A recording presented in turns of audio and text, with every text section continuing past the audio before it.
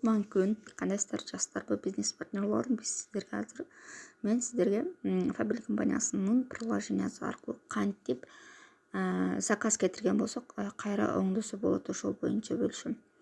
Ал үчүн приложенияга киребиз. Кирип, профиль деген бөлүм жака өтөбүз. Андан кийин менин тапшырыктарым дегенге киребиз.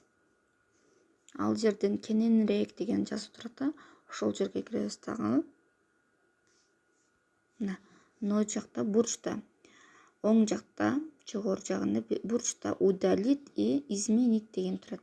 Удалить этип салсаңыздар деле болот, изменить басып койсоңуздар деле болот. Изменить басып туруп өзгөртүү деп коебуз. Мынакей, заказыңыздар кайрадан сепетке түшүп калды. Мынакей корзинада турат да. Кайрада кайтып калды. Эми буну сиз өзгөртүп алып, же кошумчалай турган болсоңуз кошумчалап кайра улантсаңыздар болот. Бул жерде азыр стартовый программа кетип атат.